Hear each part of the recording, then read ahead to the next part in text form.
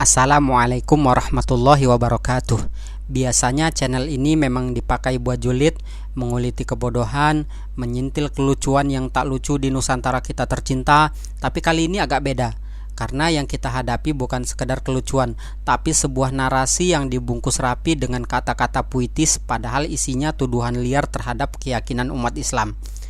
Channel Sudrun Gugat yang katanya kritis tapi lebih mirip sinis melontarkan banyak asumsi soal ibadah umat Islam. Mereka menyamakan mencium hajar aswad dengan menyembah batu, menyamakan doa di Ka'bah dengan bisik-bisik di pohon beringin, lalu menuduh umat Islam untuk tunduk pada Arab bukan pada Tuhan. Nah, sebagai orang yang alhamdulillah masih punya iman dan akal sehat, saya rasa tuduhan ini perlu dijawab. Tapi tenang, kita nggak akan jawab pakai kemenyan atau keris. Kita akan jawab pakai dalil, sejarah, dan logika. Dan tentu saja sedikit humor brutal, karena beberapa argumen mereka memang terlalu absurd kalau dijawab dengan wajah serius. Yuk, seruput dulu kopinya, tapi jangan sampai hilang akalnya. Pertama, mari kita mulai dari sesuatu yang sering diserempet tapi jarang dibaca tuntas. Batu itu dicium, berarti dipertuhankan katanya. Padahal Umar bin Khattab, sahabat paling keras sekaligus paling jujur dalam sejarah Islam, pernah berkata saat mencium hajar aswad, "Aku tahu engkau hanyalah batu, tidak bisa memberi manfaat ataupun mudarat. Kalau aku tidak melihat Rasulullah menciummu, niscaya aku tidak akan menciummu." Hadis riwayat Bukhari. Plot twist buat Sudrun, bahkan Umar bin Khattab aja ngasih disclaimer dulu sebelum cium batu, bro. Ini bukan pemujaan, ini ittiba, mengikuti Rasul, bukan karena batunya, tapi karena siapa yang mencontohkan. Kalau mau fair, mari kita sepakati, ada beda besar antara meniru Nabi dan meniru nenek moyang. Yang satu berdasarkan wahyu, yang satu berdasarkan warisan mistik.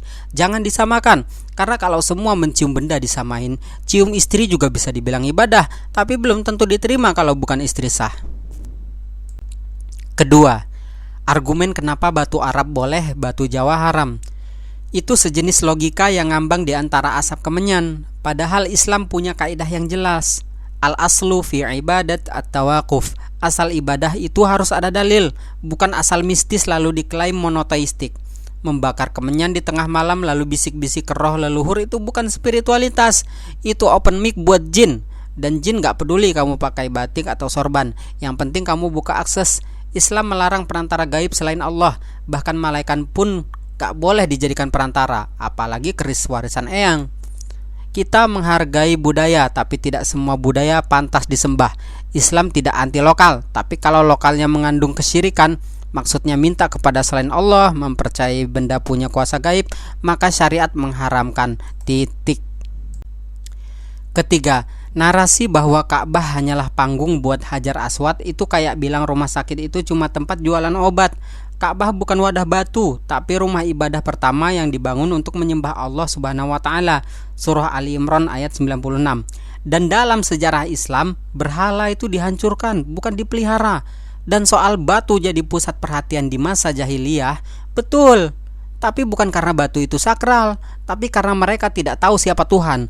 Lalu Nabi Muhammad SAW datang bukan untuk ikut-ikutan menyembah batu, tapi untuk meluruskan dan membersihkan semua simbol yang mengandung syirik.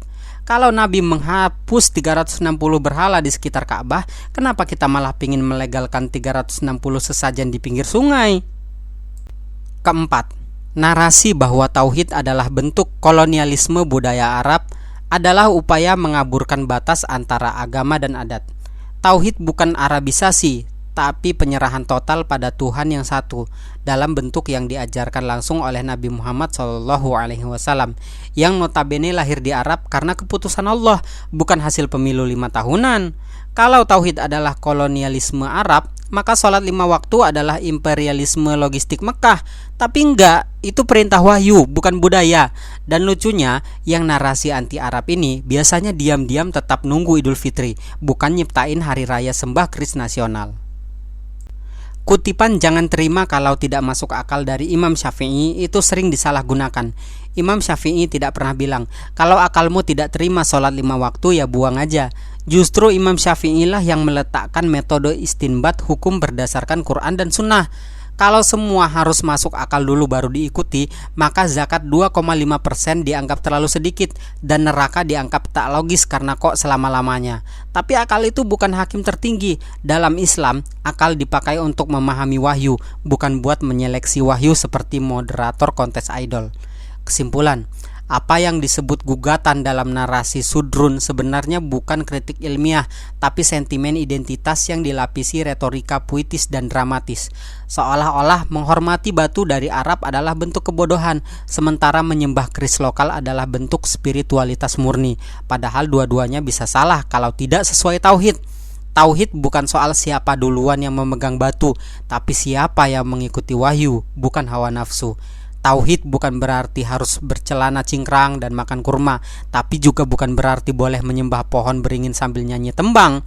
Tauhid adalah satu, menyembah hanya kepada Allah, tanpa perantara, tanpa simbol yang disakralkan berlebihan. Dan Islam bukan datang untuk membunuh budaya. Islam datang untuk menyaring budaya, mana yang sesuai, mana yang harus ditinggal. Terima kasih. Assalamualaikum warahmatullahi wabarakatuh.